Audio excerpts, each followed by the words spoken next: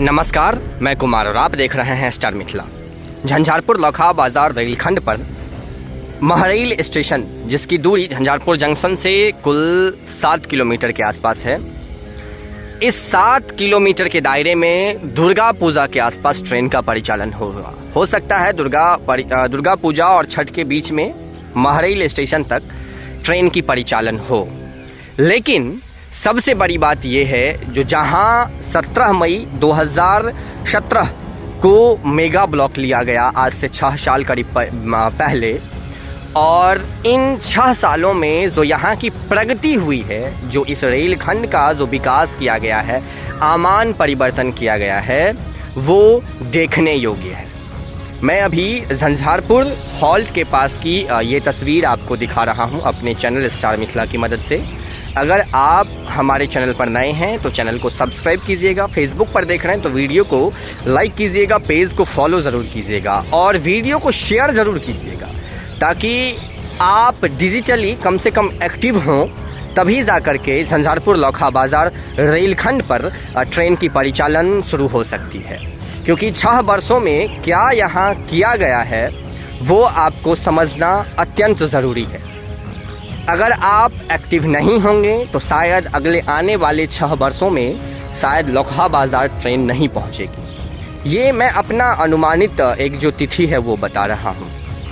चूँकि 6 वर्षों की स्थिति यही है झंझारपुर लौखा बाज़ार रेलखंड की, जहां एक बार डीआरएम के द्वारा फिर से समय दिया गया है रेल विभाग के द्वारा, जिसमें कहा गया है जो दुर्गा पूजा और छठ के बीच ट्रेन का परिचालन महरैल स्टेशन तक होगा।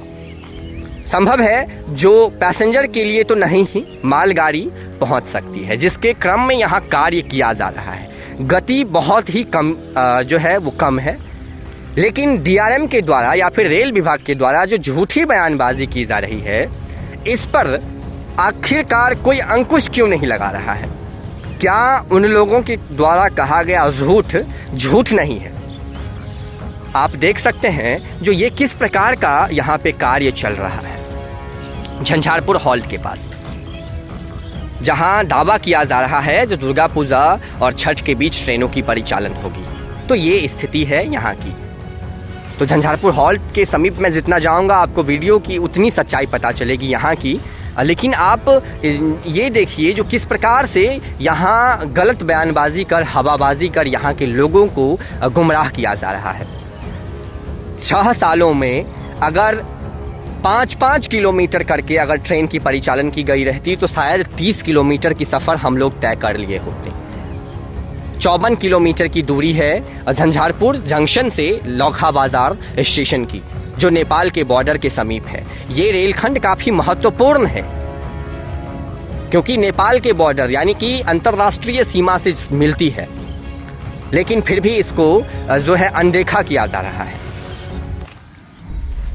ये झंझारपुर हॉल्ट जो आप स्क्रीन पर देख रहे हैं, ये झंझारपुर हॉल्ट की तस्वीर है, जहां न तो स्लीपर्स का कार्य किया गया है, कहीं भी नहीं, जहां तक मुझे नज़र आ रही है, न तो स्लीपर्स का कार्य किया गया है और ना ही ट्रैक लगाने का।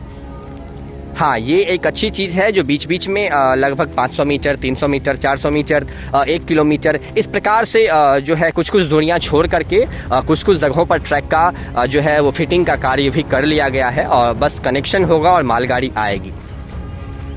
लेकिन ट्रैक अभी पूर्ण रूप से तैयार नहीं है।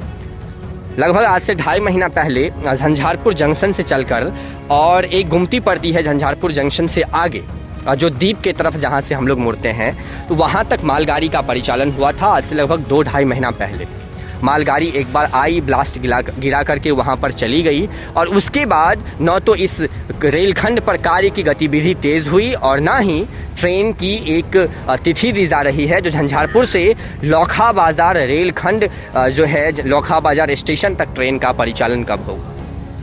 तो ये स्थिति अभी आप हमारे चैनल की मदद से देखे हैं। हम बहुत जल्द इस रूट की सारी जानकारी लेकर के आप तक आने की कोशिश करेंगे। धन्यवाद। आप देख रहे थे स्टार मिथिला। जुड़े रहें स्टार मिथिला से।